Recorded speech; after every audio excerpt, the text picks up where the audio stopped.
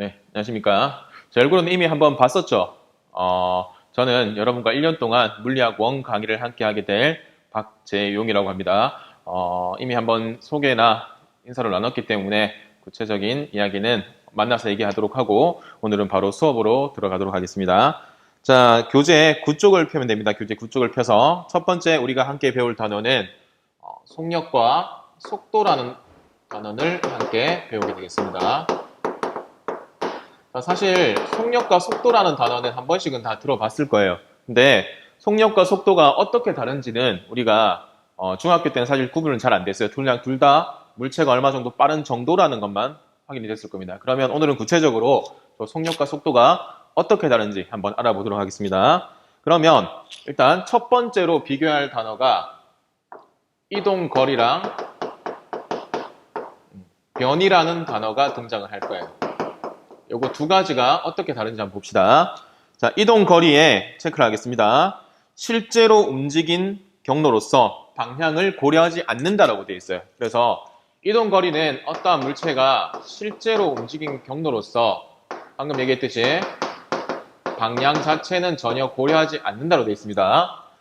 자, 반면에 변이는 한번 보겠습니다. 물체의 위치 변화량으로서 변이의 크기는 처음 위치에서 나중 위치까지 직선 거리와 방향이란 말이 포함되어 있을 거예요.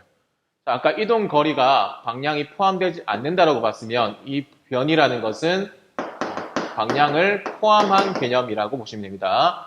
자, 그럼 구체적으로 밑에 그림에 직선상에서 운동이랑 곡선상에서 운동에서 거리랑 변이를 측정하는 구체적인 수치가 나와 있을 거예요. 그거는 놔두고 선생님이랑 칠판을 통해서 조금 더 구체적으로 한번 보도록 합시다. 자, 우리가 아침에 일어났어요. 그래서 아침, 여기가 집이에요. 물론 지금은 학교 안 오고 있지만 아침엔 평일에는 학교 와야겠죠. 집에서 학교까지 간다라고 설정을 하겠습니다. 자, 근데 우리가 집에서 학교까지 가는 거리 또는 길은 한 가지 길이 아니죠. 다양한 길이 있을 거예요. 자, 이렇게 꼬불꼬불한 길을 통해서 학교에 갈 수도 있고 아니면 가정했을 때 집에서 학교까지 완벽하게 직선인 거리가 있을 거고 또는 조금 단순한 이런 길이 있을 수도 있어요. 총 3가지 길이 있다고 가정을 합시다. 그러면 제일 위의 길을 따라가게 되면은 120m 정도가 걸릴 거예요. 그 다음 중간 직선 경로를 따라가게 되면은 80m, 제일 아래 경로는 한 100m 정도가 소요된다고 칩시다. 그러면 이걸 통해서 이제 거리랑 변이가 어떻게 다른지 한번 보겠습니다. 아침에 일어났어요. 일어났더니 시간적 여유가 전혀 없었어요. 그래서 직선 경로인 80m를 따라서 쭉 학교에 갔습니다. 자, 학교 수업을 다 마치고 집에 갈 거예요. 집에 갈 때 되니까 좀 걷고 싶어. 날씨도 좋고 꽃도 보고 싶고 그래서 꽃이 아름답게 피어있는 이 120m를 따라서 이렇게 집으로 갈 거예요. 그러면 과연 이렇게 갔을 때 이동 거리 값이랑 그 다음에 변이 값이 같은지를 한번 봅시다. 자, 첫 번째 거리는 자, 아침에 학교 갈 때 어떻게 갔죠? 여기를 따라서 갔다가 이렇게 돌아왔죠. 그러면 이동한 거리는 총 200m가 나올 거예요. 자, 이거는 되게 단순하죠. 그냥 내가 움직인 거리, 총 이동 거리를 더하면 됩니다. 자, 반면에 변이는 아침에 학교 이렇게 갔죠? 이렇게 집으로 돌아왔죠? 아까 변이 정의가 뭐라 했죠? 처음 위치와 나중 위치 사이 직선 거리. 그러면 내가 처음 위치도 집이고 나중에 집에 돌아왔기 때문에 나중 위치도 집이에요. 그러면 변이는 얼마가 되죠? 그렇죠. 0m가 되는 거예요. 그래서 이 변이라는 것은 처음 위치와 나중 위치 사이 직선거리로서 방향성을 고려한 값이라고 생각을 하면 됩니다. 이렇게 이동거리랑 변이 차이는 우리가 확인을 했습니다. 자, 그 다음 두 번째 비교할 단어는 이 속력이랑 속도예요. 아까 수업 시작하기 전에 선생님이 잠깐 얘기했었는데 우리는 중학교 때까지는 이걸 그냥 둘 다 비슷한 단어라고 생각했을 거예요. 물체가 빠른 정도 어떻게 다른지 한번 보도록 하겠습니다. 자, 속력은 물체의 빠르기를 나타냅니다. 빠르기. 그냥 얼마나 빠른 정도? 얘가 더 빠르다, 제가 더 빠르다 이런 정도. 반면에 속도는 이렇게 나와 있죠. 이것도 체크해 봅시다. 물체의 빠르기뿐만 아니라 방향성까지 포함한 개념입니다. 빠르기와 방향을 함께 포함한 개념입니다. 사실 물리학 1에서는 이거를 어떤 값이다, 어떤 양이다라는 정의는 주어지지 않고 있어요. 근데 요거를 우리가 물리학 2를 배우면 그때 요거에 대한 정의가 나올 거예요. 속력은 빠르기만 나타내는 스칼라적인 단위다라는 게 있습니다. 스칼라. 반면에 속도는 이 방향성이 포함된 벡터 값이다라고 표현해 있을 거예요. 그래서 요거는 한 개 체크해 놓읍시다. 속력 밑에 스칼라라고 적어놓고 속도 밑에는 벡터라고 적으면 됩니다. 자, 그러면 구하는 공식이 당연히 다르겠죠. 왜? 속력은 빠르기만 나타낸 값이고 속도는 방향성이 포함된 거니까. 자, 구하는 공식 밑에 한번 확인해 볼까요? 먼저 속력부터. 속력은 걸린 시간분의 이동한 거리라고 되어 있을 거예요. 보이죠? 요걸 자, 영어 알파벳으로 표현하게 되면 속력은 V라고 되어 있고 걸린 시간은 T, 이동 거리는 S라고 이렇게 되어 있을 거예요. 자, 그럼 봐서 알겠지만 얘는 방향성이 없어요. 그냥 시간분의 이동 거리, 아까 이동 거리 방향성이 없었죠. 그래서 빠르기만 나타낸 값이다라고 볼 수 있는 거죠. 자, 반면에 속도는 구하는 공식이 조금 다릅니다. 시간분의 뭐라고 되어 있죠? 변이라고 되어 있습니다. 변이. 자, 그러면 아까 변이라는 것은 우리가 방향성을 가지고 있는 거라고 그랬죠. 그래서 속도 또한 방향성을 가지고 있는 벡터 값이라고 생각하면 되겠죠. 그럼 얘는 알파벳이 어떻게 표현되어 있냐면은 V, 속력과 똑같죠. 근데 위에 뭐가 붙어 있어요. 뭐가 붙어 있는지 한번 볼까요? 그렇죠. 화살표가 이렇게 붙어 있습니다. 이게 물리학적으로 벡터, 방향성을 가진 값이라는 뜻입니다. 시간도 마찬가지. 시간은 방향성이 없죠. 그래 T 그대로 두면 되고 변이는 S 위에 얘도 마찬가지. 위에 변이는 방향성을 가진 값이기 때문에 이렇게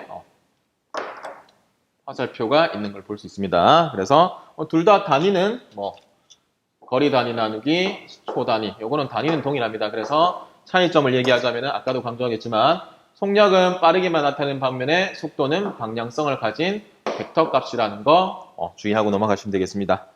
자, 그러면 그 밑에 내려가면 이제 순간 속도와 평균 속도를 나타낼 수 있는 그래프를 우리 중학교 때 이미 한번 배웠을 겁니다. 그 그래프를 한번 보도록 하겠습니다. 이미 중학교 때 그래프 많이 봤죠?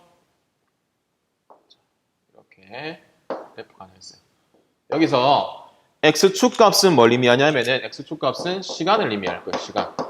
반면에 Y축 값은 뭘 의미할 거냐면은 위치를 의미할 거예요. 위치. 자, 그래프를 같이 한번 볼까요? 시간이 T1, 그 다음에 T2 두 가지로 설정이 되어 있고 마찬가지 이동 변이 또한 S1과 S2로 설정되어 있을 겁니다. 점을 한번 찍어 보겠습니다. T1일 때 위치가 여기 A 포인트가 있습니다. T2일 때 위치는 여기 B 포인트가 있습니다. 그러면 자, 어떻게 변하는지 한번 보겠습니다. 얘가 막 요동이 치네요. 이렇게 갔다가 제대로 안 갔네요. 이렇게 갔다가 이렇게 곡선 형태로 이렇게 가는 걸 볼 수 있습니다. 그럼 여기서 우리는 두 가지 값을 해석을 할 수 있어야 되는데 첫 번째 값이 순간속도입니다. 자, 우리가 이미 중학교 때 배웠잖아요. 위치 시간 그래프에서 이 기울기 값이 뭘 의미하는지는 중학교 때 배워서 알고 있죠. 자, 기울기는 X축 변화량 분의 Y축 변화량, 즉 시간분의 변이 값을 의미합니다. 그러면 기울기가 뭘 의미하죠? 그렇죠. 우리가 좀 전에 배웠던 속도를 의미할 겁니다. 그러면 첫 번째, 순간속도. 이 순간속도는 말 그대로 그 순간의 속도를 의미할 거예요. 어떤 시간 지점에서. 그래서 그래프를 보면은 뭐라고 설명인지 한번 볼까요? 순간속도에 체크하겠습니다. 어느 한 순간의 속도로서 자, 그래프 옆에 한번 보면 뭐라고 되어 있냐? A점에서 그은 접선이 기울이라고 되어 있습니다. 그래서 자, A점에서 순간속도를 계산하라 그러면 이 지점에 접선, 이렇게 직선을 그었을 때 이 직선의 기울기가 A점의 순간속도가 되는 겁니다. 이해했죠? 자, 그 다음 두 번째. 순간속도 말고 평균속도가 등장할 거예요. 평균. 자, 그래프를 한번 볼까요?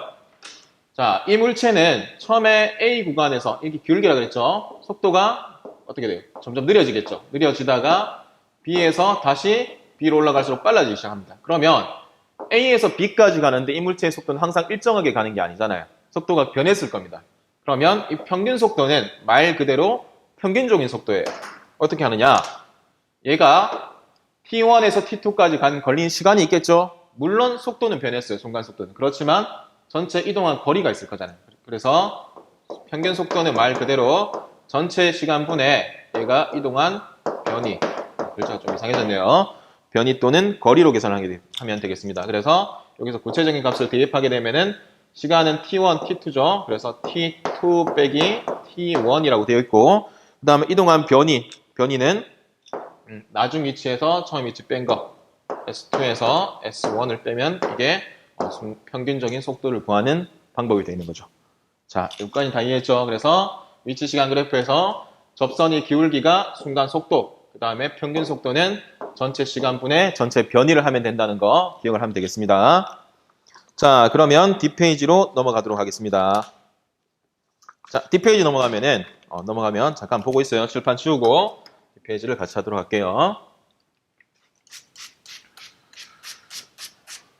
자, 칠판을 치우면 뒤에서 꼭 딴짓을 하는 사람이 있을 텐데 집에서는 지금 딴짓을 너무 편하게 하고 있겠죠. 그죠? 딴짓 편하게 하면 됩니다. 대신에 수업만 충실히 듣고 모르는 게 있으면 질문만 좀 성실하게 해주시면은 우리가 비록 학교나 집에서 따로따로 이렇게 다른 공간에서 수업을 한다 하더라도 그 수업은 효율적으로 이루어지지 않을까라고 생각을 합니다. 쌤이 칠판을 좀 깨끗한 걸 좋아해서 그래서 좀 깨끗하게 지우는 편이에요. 그렇다고 해서 뭐 결벽증이 있고 그런 건 아닙니다. 자, 그러면 이제 뒷페이지 넘어가서 다음 나오는 내용을 한번 살펴보도록 하겠습니다. 자, 다음 장에는 어떠한 내용이 나오냐면은 이거 좀 말릴게요. 네, 안 말리면 필기가 잘 안 되거든. 자, 바람을 불어라. 자, 말리고 진행을 하고 대충 다 말로 가죠. 이쪽 거는 이따가 말릴게요. 자, 다음 장 보면 이제 무슨 개념이 등장하냐면 등속 직선 운동이 등장할 거예요. 이것도 본 적 있죠, 중학교 때. 등속 직선 운동. 자, 이건 무슨 뜻일까요? 등속, 속력이 변한다, 안 변한다? 안 변한다. 직선, 방향도 변한다, 안 변한다? 안 변한다. 그러면 얘는 속력과 방향이 변하지 않으니까 다른 말로 표현해 줄 수도 있어요. 옆에 적을게요. 아까 이렇게 방향성을 포함한 건 속도라 그랬죠? 그래서 등속도 운동이라고 합니다. 그래서 등속도란 말로 하면 속도, 빠르기와 방향이 둘 다 안 변하는 등속 직선 운동과 같은 단어구나 라고 생각을 하면 되겠습니다. 자, 그러면 이 등속 직선 운동을 하려면은 조건이 있어요. 어떤 조건인지 한번 볼까요? 그럼 한번 생각해 봐요. 빠르기도 안 변하고 방향도 안 변한대요. 그러면 이 물체에 어떠한 힘이 작용하고 있을까요? 없을까요? 없겠죠. 그래서 등속 직선 운동 또는 등속도 운동의 조건은 이 물체에 작용하는 힘, 알짜 힘들을 합한 게 0이 나와줘야 되는 거죠. 그래서 밑에 아마 조건이 나와 있을 거예요. 괄호 2번에 체크합시다. 등속 직선 운동의 조건은 물체에 작용하는 알짜 힘이 0이어야 한다. 힘이 0이어야지만 이 속력, 즉 빠르기랑 방향, 즉 속도가 변하지 않는 운동을 할 겁니다. 자, 등속 직선 운동의 식은 우리 중학교 때 배웠던 식과 동일합니다. 속력은 시간분의 거리 일정하다고 나와 있죠. 그래서 그래프도 마찬가지 한 번만 더 보고 지나가도록 하겠습니다. 이거는 중학교 때 봤던 그래프이기 때문에 조금 빨리 보고 지나갈게요. 자, 첫 번째 그래프는 x축 값이 시간 t로 나와 있고 그 다음에 y축 값이 속도 v로 나와 있습니다. 또 v.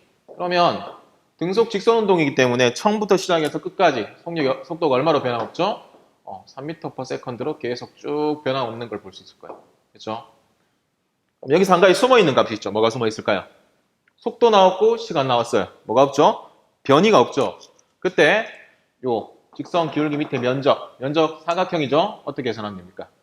가로 곱하기 세로 하면은 속도 곱하기 시간이 되겠죠? 그래서 이 밑에 면적이 변이를 의미한다는 건 우리 이미 중학교 때 배워서 알고 있을 겁니다. 자, 그 옆에 있는 오른쪽 그래프를 한번 볼까요? 오른쪽 그래프는 자, x축이 시간인 건 동일합니다. 반면에 y축은 위치를 의미하죠. 위치. 자, 이때 자, 아까 시간 위치 그래프에서 기울기가 뭘 나타낸다 했죠? 그렇죠. 기울기는 속도를 의미합니다. 그러면 기울기가 처음부터 끝까지 변화없는 이런 운동을 하겠죠. 이게 등속 직선 운동의 두 가지 그래프입니다. 얘는 뭐 구체적인 숫자를 한번 볼까요? 숫자를 보게 되면은 이렇게 나와요. 끝에 보면은 여기가 5초일 때 위치가 15라고 되어 있죠. 그럼 얘는 기울기 계산하게 되면 5초 동안 15m를 갔으니까 속도가 3m/s로 등속 운동을 하고 있다는 얘기 되겠죠. 볼 수 있겠죠? 그럼 그렇게 보겠습니다. 자, 그 다음 밑에 보면은 더 들여다보기라고 해. 더 들여다보기. 자, 더 들여다보게 되면은 이제 첫 번째 등장하는 개념인 상대 속도라는 게 등장할 거예요. 자, 이 상대 속도는 뭐냐? 되게 간단해요. 그러니까 내가 여러분들은 여기 앉아 있어요. 앉아 있고 쌤이 앞으로 이렇게 막 걸어갈 거예요. 물론 그러면 여러분들이 봤을 때는 쌤이 앞으로 걸어가는 것처럼 보이겠지만 쌤이 봤을 때는 여러분들이 뒤로 가는 것처럼 보여요. 그러면 우리가 느끼는 속도가 어떻죠? 다르죠? 그죠? 이때 상대 속도, 이게 상대 속도입니다. 한번 볼까요? 뭐라 되어 있는지. 자, 쭉 읽어보겠습니다. 상대 속도는 관찰자가 자신이 정지해 있다고 생각하고 측정한 물체의 속도입니다. 이때 오른쪽으로 운동하는 물체를 플러스, 이거는 상관없어. 자기가 마음대로 설정을 하면 돼요. 나는 오른쪽을 플러스로 하고 싶다. 플러스 두면 되고, 왼쪽을 플러스로 하고 싶은 사람은 또 왼쪽을 플러스로 두면 돼요. 여기서는 일단 오른쪽이 플러스고 왼쪽은 마이너스로 나타냈습니다. 그러면 밑에 구하는 공식이 하나 있을 건데 그 공식에 잘 체크해 놓으세요. 우리는 기호로 바로 보겠습니다. 자, VAB라고 되어 있죠. 자, 이게 뭘 의미하느냐 해석을 한번 해볼게요. A가 봤을 때 B의 속도를 VAB라고 표현할 거예요. 그럼 구하는 방법은 뒤에 AB가 나오는데 뒤집읍시다. B의 속도 빼기 A 속도 이렇게 대입을 하면 됩니다. 자, 그러면 이거를 우리가 구체적으로 한번 대입을 해보겠습니다.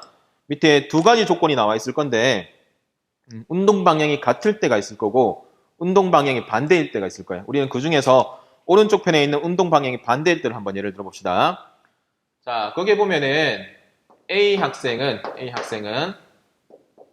자, 오른쪽 편으로 얼마의 속도로 가고 있냐?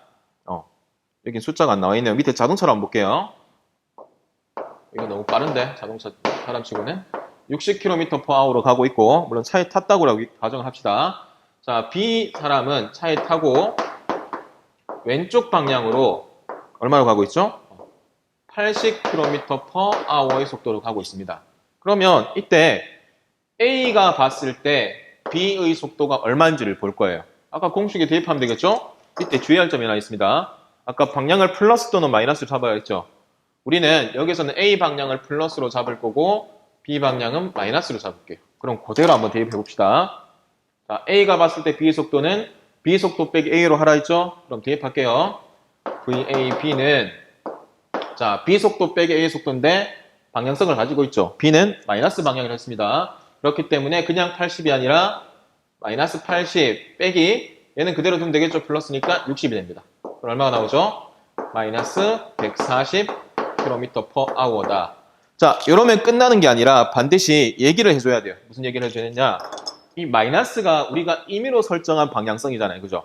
그러면 이 마이너스는 아까 어디로 했죠? 왼쪽. 그래서 왼쪽 방향으로 A가 봤을 때 B는 마이너스 140. 왼쪽 방향으로 140의 속도로 달려오는 것처럼 보인다라는 걸 얘기를 해줘야 됩니다. 알겠죠? 마이너스 우리가 또는 학생들이 임의로 설정한 방향이기 때문에 반드시 이렇게 왼쪽이라는 말을 마지막에 꼭 달아줘야 됩니다. 그거 꼭 기억하고. 자, 그러면 이제 뒤에 파트로 한번 넘어가 볼까요? 자, 다음 장 11쪽으로 넘어가겠습니다. 11쪽은 개념 체크예요.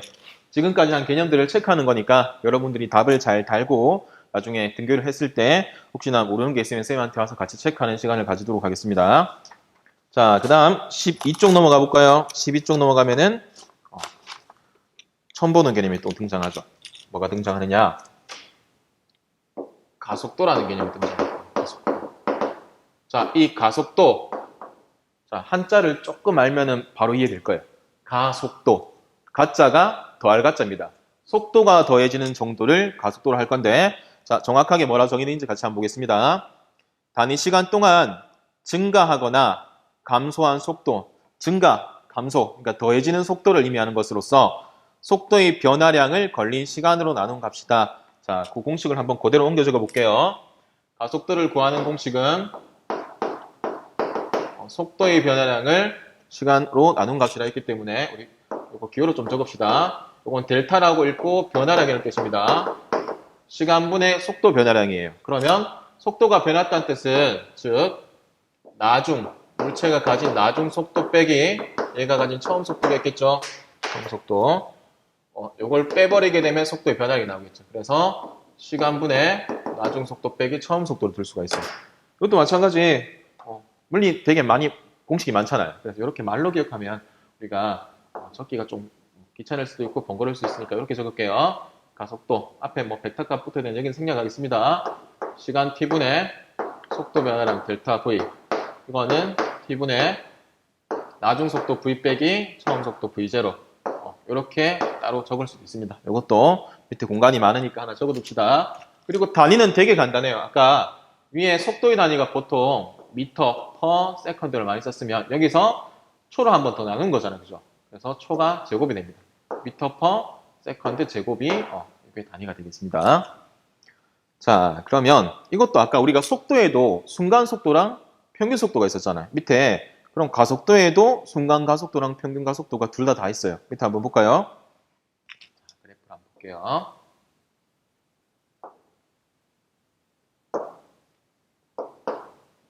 여기가 x축 값이 시간이고 y축 값이 속도인 그래프예요.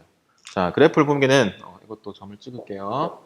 T1, T2, 그다음에 V1, V2.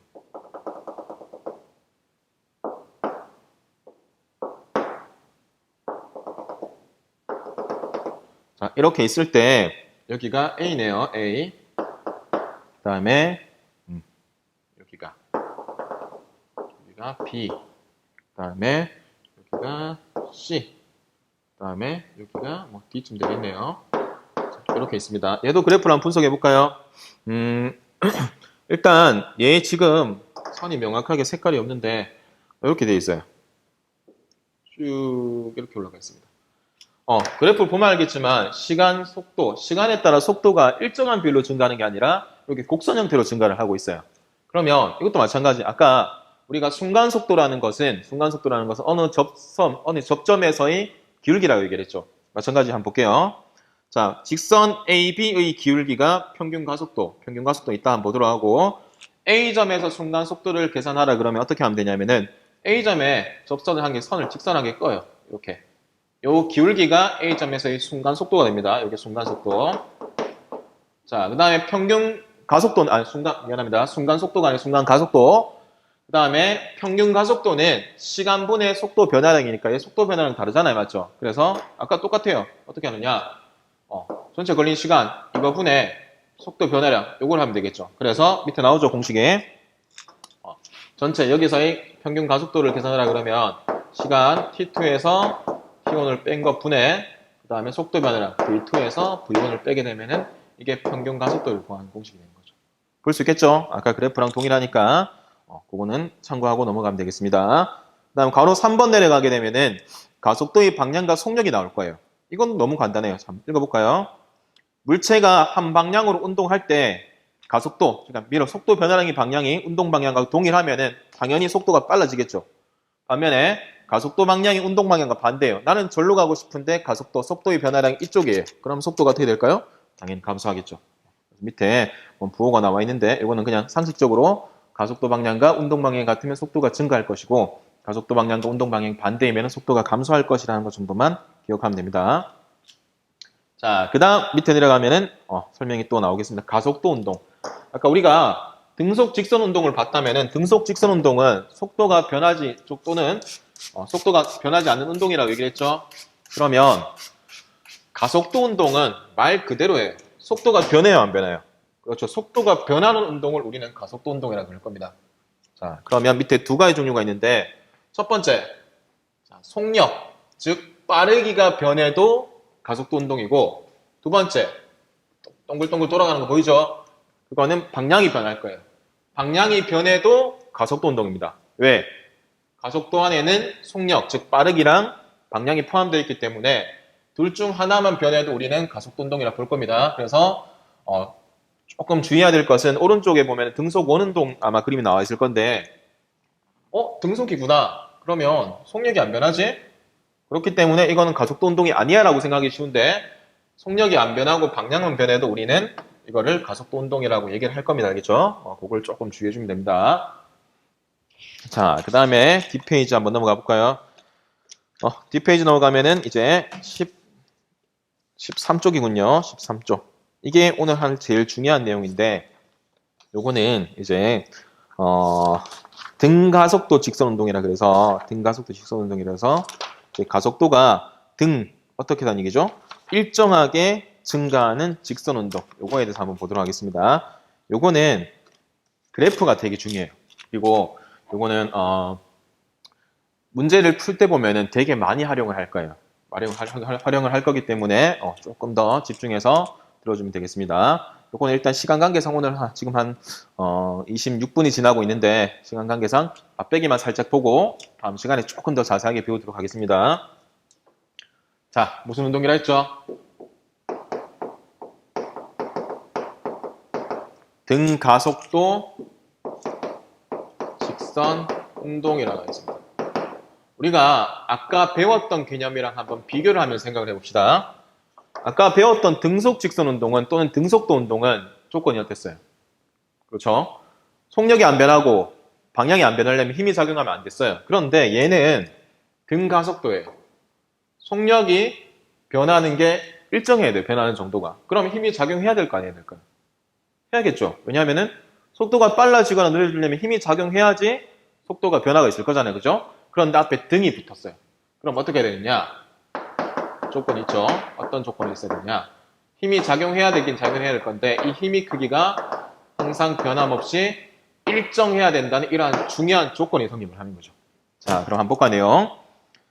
자, 옆에 줄 칩시다. 물체의 방향과 크기가 일정한 힘을 받아, 여기 체크합시다. 일정한 힘을 받아 속도 변화량이 또는 가속도가 일정한 운동을 등가속도 직선 운동이랍니다. 자, 대표적인 예로 많이 봤을 거예요. 여기까지만 설명하도록 할 테니까 잘 봅시다. 자, 우리 중학교 때 이미 배웠어요. 여기 고등학교 1학년 때 배웠죠. 통합과학 때.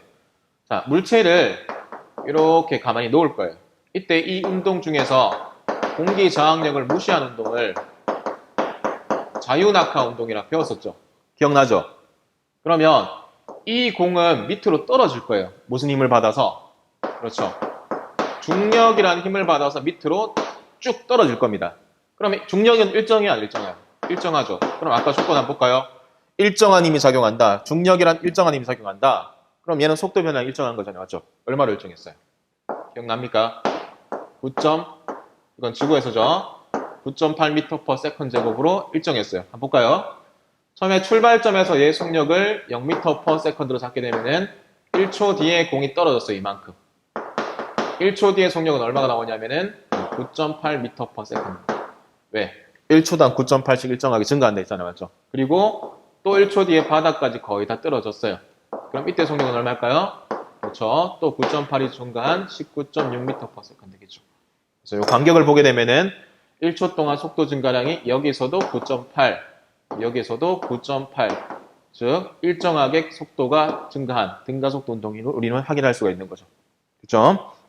자, 일단은 오늘 등가속도 직선 운동이 힘이 일정해야 된다까지는 기억을 해놓고 밑에 등가속도 직선 운동의 그래프라든지 뒷장 넘기면은 14쪽 보면은 등가속 직선 운동을 하는 평균 속도 이런 거 구하는 거 또는 그래프 분석을 하는 방법은 다음 시간에 보도록 하겠습니다. 숙제는 뒤에 넘기면 문제가 있을 건데 어디까지 푸는지는 선생님이 책을 안 들고 와서 선생님이 책을 보고 밑에 학습지란에 또는 강의 영상란에 몇 번까지 풀라라고 얘기를 해놨습니다. 그 푼 숙제는 우리가 숙제 과제 제출하는 리로스쿨에 시간을 좀 넉넉하게 줄까요? 찍어서 푼 거를 찍어서 파일로서 올리면 되겠습니다. 그러면 오늘 수업은 여기까지 하고 우리 다음 시간에 만나도록 하겠습니다. 다음 시간 만날 때까지 건강하고 다음 시간에 또 봐요. 안녕.